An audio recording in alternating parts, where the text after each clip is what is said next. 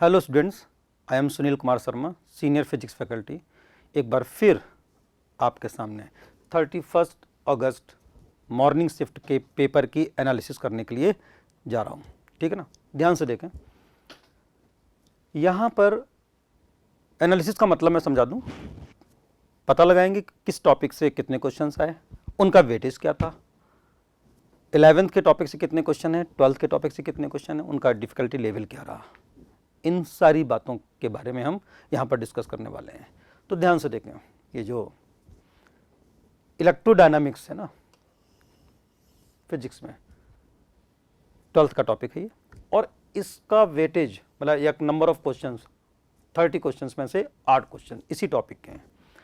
गौर से देखो, alternating current, capacitance, current, electromagnetic field, induction, electrostatics, इन सारे इंपॉर्टेंट टॉपिक से क्वेश्चन आए हैं।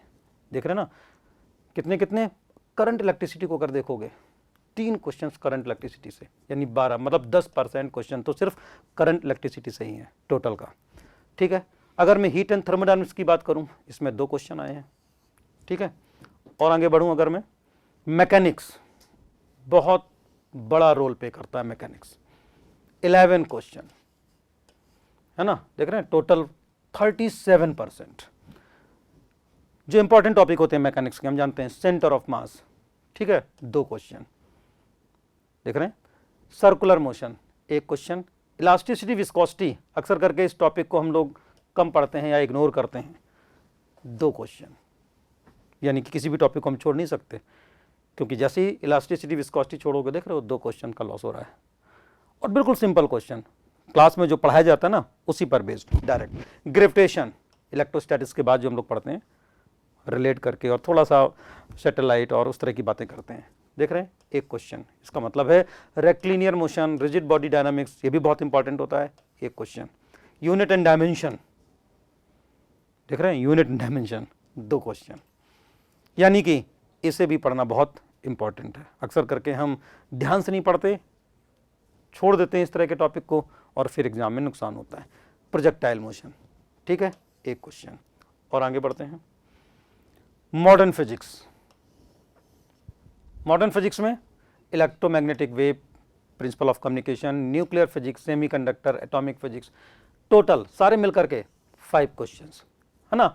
1 क्वेश्चन यहाँ पर है, न्यूक्लियर फिजिक्स से भी 1 क्वेश्चन है, सेमीकंडक्टर से 2 क्वेश्चन, एक लॉजिक गेट पर, एक पीएन जंक्शन पर, देखा होगा आपने।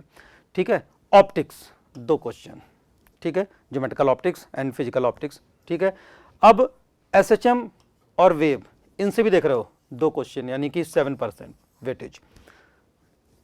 स्ट्रिंग वेव का भी 1 क्वेश्चन देखा था, एक स्ट्रिंग, दोनों इन पर फिक्स्ड है, फंडामेंटल फ्रीक्वेंसी से हम लोगों ने लेंथ निकाल ली थी।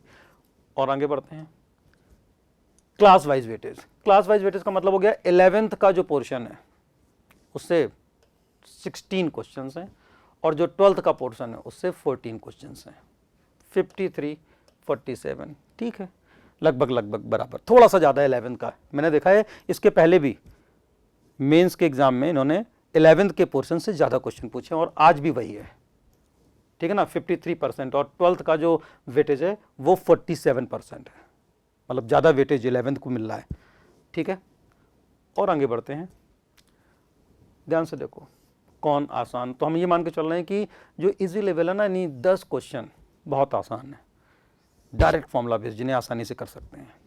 ठीक है, 11 क्वेश्चन ऐसे हैं जिनको हम मीडियम कैटेगरी में रख रहे हैं। ठीक है, 10 बहुत आसान, 11 क्वेश्चंस मीडियम कैटेगरी में, और फिर 9 क्वेश्चंस को जिनको सॉल्व करते समय थोड़ी सी कैलकुलेशन करनी पड़ रही है या फॉर्मूले को रिकॉल करने में टाइम लग रहा है, उनको हम डिफ़िकल्टी लेवल पे मानते हैं। तो ओवरऑल अगर मैं इस पेपर का डिफ़िकल्ट लेवल मानूँ तो थोड़ा सा टफ साइड में मानूंगा, 1.97, ये है इसका डिफ़िकल्टी लेवल फिजिक्स का ओवरऑल। सारे क्वेश्चंस की अगर हम बात करें तो बहुत मुश्किल नहीं है। जैसे ये 20 या 21 क्वेश्चंस हैं, ये वो हैं जिन्हें हम बड़ी आसानी से हैंडल कर सकते हैं। मीडियम का मतलब हो गया थोड़ा सा कैलकुलेशन या थोड़ा सा डिफरेंट थॉट प्रोसेस अगर है तो हमने उसको मीडियम माना। ठीक है ना, एक या एक से ज़्यादा कॉन्सेप्ट यूज हो रहे हैं, बड़ा कैलकुलेशन है तो वो डिफ़िकल्ट लेवल में आ गया। ठीक है, बेस्ट विशेस।